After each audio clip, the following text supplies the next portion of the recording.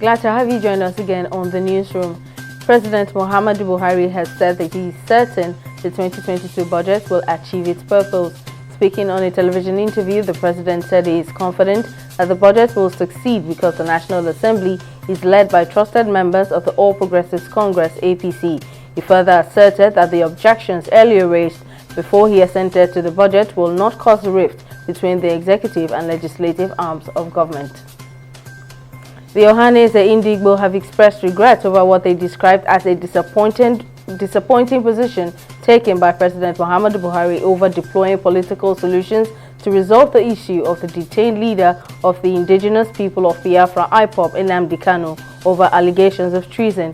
President Buhari in an interview said there was a possibility of a political solution for the pro-Biafra separatist leader, but he would not interfere with the judiciary. The Apex Igbo socio-cultural body also reveals that it plans to meet the president on the issue to get a clear understanding of his statement. A coroner's inquest into the death of 12-year-old Sylvester Oromoni Jr., a deceased pupil of Dowen College, Lekki, Lagos, will begin on January 15. The Lagos State government on Wednesday cleared the 5 students accused of complicity in the death of Oromoni Jr. The state government also cleared 5 employees of the Lekki School of any blame in the case. Meanwhile, lawyer to the Oromoni family, Femi Falana, has described the recent report issued by the Office of the Director of Public Prosecutions of Lagos State, dated January 4, 2022, as hasty.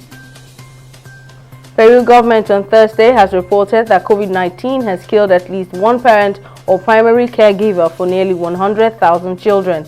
Peru leads the world in overall COVID deaths per capita, with more than 6,000 Peruvians per million having died from the disease, according to an AFP analysis of official figures. The South American country of 33 million is currently undergoing its third COVID wave and has recorded more than 2 million cases.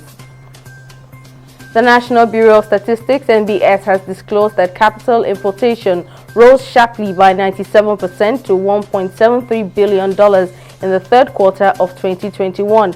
In its capital importation report for Q3 2021 released on Thursday, the Bureau disclosed that the largest amount of capital importation by type was received through portfolio investment, which accounted for 70.3%, that's $1.21 billion of total capital importation.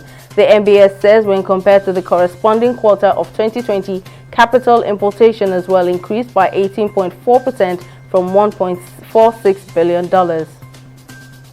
Kazakhstan President Kassym-Jomart Tokayev on Friday has declared that constitutional order was mainly restored after the unprecedented unrest in recent days. In a televised address on Friday, Tokayev said he had given security forces orders to open fire without warning if there were further disturbances.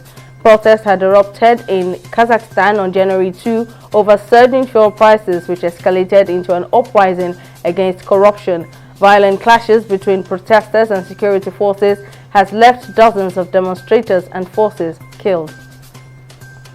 In sports, Newcastle has signed right-back Kieran Trippier from Atletico Madrid for €12 million in a 2.5-year contract with the option of a further year. Newcastle and Atletico agreed on the deal following what he called smooth and positive talks on Tuesday. The England international becomes the first signing under the new owners of Newcastle. That's all on the newsroom at this time. Join us again for more updates. I'm Simisola Adigun.